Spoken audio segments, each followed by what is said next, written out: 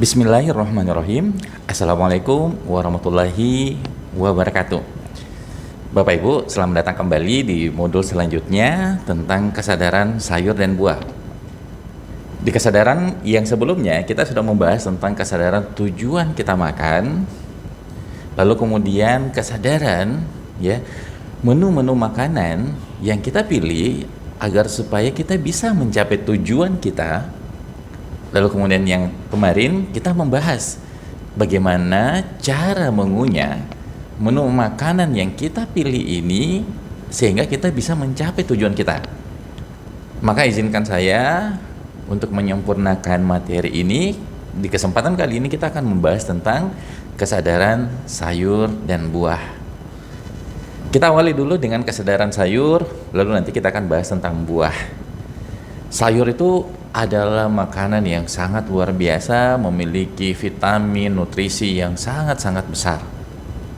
Dan kita bisa jumpai di mana saja. Cuma sayangnya sekarang banyak sayur-sayur itu karena pengen cepat panennya atau permintaan yang sangat banyak, akhirnya menggunakan pupuk-pupuk kimia gitu ya.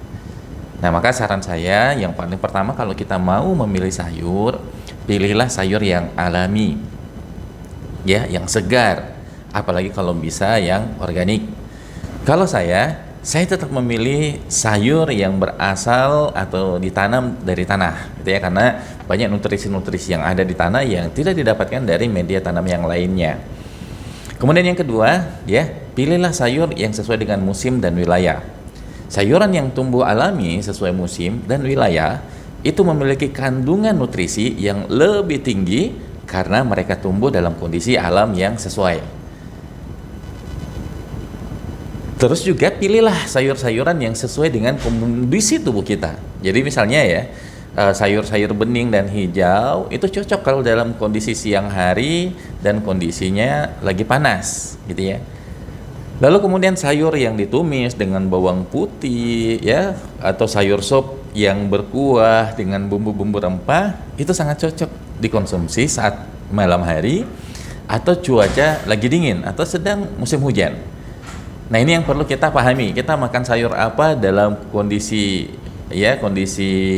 seperti apa, tubuh kita yang kayak gimana. Jadi kalau tubuh kita lagi dalam kondisi drop gitu ya, maka pilihlah sayur-sayuran yang menaikkan energi, yang punya rempah-rempah gitu ya. Tapi kalau kita berenergi kemudian bertenaga gitu ya, badan kita terasa kayak pengen gerak terus, nah itu perlu diseimbangkan dengan sayur-sayuran yang bening, yang hijau gitu. Jadi perlu kita lihat perlu kita atur kapan kita makan sayur kayak gimana, dalam kondisi seperti apa. Itu tentang sayur ya. Nah, sekarang tentang buah. Sebenarnya kurang lebih sama prinsipnya. Jadi buah pun juga begitu. Pilihlah buah-buah yang alami kemudian juga kita pahami juga sifatnya. Sifat buah itu kan ada yang kecut, ada yang asam gitu ya. Ada yang banyak airnya gitu ya. Tentang kesegarannya itu perlu kita pelajari ya. Jadi buah-buahan yang tumbuh alami sesuai musim dan wilayah itu cenderung lebih kaya akan vitamin dan mineral, juga antioksidan yang penting bagi tubuh. Pilihlah buah-buahan yang memiliki biji. Kalau sayuran tadi pilihlah yang ditanam di tanah, yang ini memiliki biji, karena sekarang udah banyak buah-buahan yang tanpa biji, buah-buahan yang di luar musim, buah-buahan yang import. Kalau saran saya pilihlah buah-buahan yang lokal yang sesuai dengan musimnya, apalagi yang masak di pohon. Wah, itu mantap. Dan juga kita perlu bijak dalam memilih buah sesuai dengan kebutuhan tubuh. Jadi kayak kita tadi, kalau tubuh kita lagi segar, lagi bugar, bertenaga, senang olahraga, nah buah itu cocok gitu untuk kita konsumsi. Tapi kalau misalnya cuacanya lagi hujan cuacanya lagi dingin gitu, nah boleh konsumsi buah tapi dalam jumlah yang sedikit saja, karena kita butuh kehangatan sebenarnya. Yang kehangatan itu bisa didapatkan dari protein. Jadi gitu ya. Jadi perlu kita bijak dalam memilih buah, makan buah apa, dalam kondisi seperti apa, dalam jumlah seberapa. Nah, buah itu suplemen sebenarnya, jadi tambahan lah ya. Yang paling pokok adalah makanan utama, yaitu apa? Nasi, daging, dan sayur. Nah, buah itu sesekali nggak apa-apa. Nah, ada hal yang sangat penting, dan ini yang membedakan pola diet kita dengan pola diet yang ada di luar sana, gitu ya. Bahwa kita itu sebisa mungkin itu tidak makan buah bersamaan makan berat. Ya, emang nggak bisa, Dok? Ya boleh-boleh saja gitu ya, boleh-boleh saja. Cuma kalau saya memilih untuk makan buah ya makan buah, makan berat, makan pokok ya makan pokok gitu ya. Nah, kenapa gitu ya? Karena kalau kita memakan secara bersamaan, ada jurnal-jurnalnya ya, ada di e-book kita itu.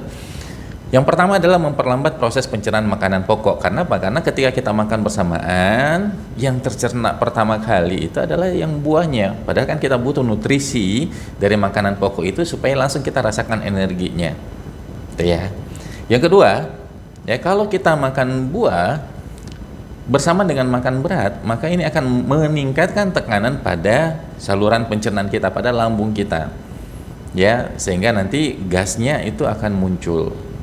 Ya, karena memang yang ketiga ya, buah itu mengandung asam organik ya yang dapat menghambat penyerapan zat besi dan kalsium dari makanan. Jadi ini dua-duanya bagus kalau dikonsumsi terpisah, tapi ketika bersamaan, nah ada zat-zat yang menghambat zat yang lain. Jadi perlu kita bijak ya tentang makan buah. Ini kalau diterapkan nanti pencernaannya jadi lebih ringan. Beberapa kasus di kami yang kami tangani ya, itu banyak yang mengalami gangguan pencernaan. Nah, setelah kita perbaiki polanya, salah satunya adalah makan buah nggak saat makan berat gitu. Iya gitu. Oh kalau gitu dijeda. Setelah menjedanya gitu ya, nggak minum obat, nggak minum herbal atau apapun, itu sembuh sendiri itu. Kenapa? Karena lambung itu udah nggak kerja berat lagi. Nah, terus kapan baiknya makan buah ya? Ya kalau makan buah itu ya di antara 2 jam makan gitu ya. Misalnya jam pagi tuh kita sarapan, siang nanti makan siang, ya sudah jam-jam 10-an lah gitu ya. Atau di antara makan siang dan makan malam. Ya kalau bisa juga 1 buah sekali makan gitu ya. Maksudnya jangan beragam buahnya ya, walaupun nggak masalah juga. Cuma kalau memang mau idealnya ya 1 buah. Misalnya kita pas ada apel, ya udah apel aja dulu nih di satu waktu itu. Terus kalau memang mau dekat waktu makan ya nggak apa-apa, 1 jam sebelum makan. Itu juga akan mempermudah pencernaan gitu ya. Jadi menyiapkan pencernaan dulu gitu ya, baru nanti setelah itu baru makan yang pokok gitu ya. Nah, terus banyak juga yang tanya, "Dok, bagus mana buah atau jus?" Ya. Dua-duanya bagus, tapi kalau mau dibandingkan bagus yang mana, kalau saya beberapa jurnal yang saya baca itu lebih bagus buah, karena di buah itu kalau kita kunyah itu kan ada serat-seratnya, yang kalau udah di jus itu udah hilang gitu. Nah, yang kedua, ketika kita mengunyah ada enzim yang terpacu keluar ketika kita proses mengunyahnya, sedangkan pada jus itu ya ada sih, cuma kan nggak sebanyak kalau kita mengunyah. Yang ketiga, biasanya jus itu udah ada campuran susu atau gula atau pemanis. Nah, ini yang kita nggak tahu nih bahan-bahannya dari mana gitu ya. Kalau dari jus buah yang utuh, yang murni, nah itu bagus. Tapi kalau udah dicampur dengan bahan-bahan yang lain, misalnya kayak pemanis buatan dan lain sebagainya, nah itu yang kita tidak tahu kualitasnya kayak gimana. Maka saran saya lebih bagus ya makan buah langsung aja. Nah, itu yang perlu kita pahami ya. Kalau kita paham tentang keseimbangan ini, ya kita kapan makan pokoknya, kapan kita makan sayur apa, dalam kondisi seperti apa, kapan makan buahnya, gitu ya. Maka kondisi di dalam tubuh kita itu seimbang, gitu ya, nutrisinya seimbang, gitu ya. Tinggal nanti kita atur nanti beragam gitu. Jadi jangan satu jenis terus buahnya gitu ya, atau satu jenis terus sayurnya, atau satu jenis terus lauknya. Jadi beragam gitu ya. Jadi pagi apa, siang apa, malam apa, nanti besok kayak gimana lagi, sehingga nanti kebutuhan nutrisi di dalam tubuh kita tetap terpenuhi semuanya. Jadi nanti kebutuhan nutrisi terpenuhi ya, karena kita pengunyahnya bagus gitu kan, sempurna, maka nanti kita bisa tetap makan enak, tetap makan kenyang, dan berat badan kita bisa stabil. Terima kasih, sampai jumpa di kesadaran selanjutnya, kesadaran tentang minum. Assalamualaikum warahmatullahi wabarakatuh.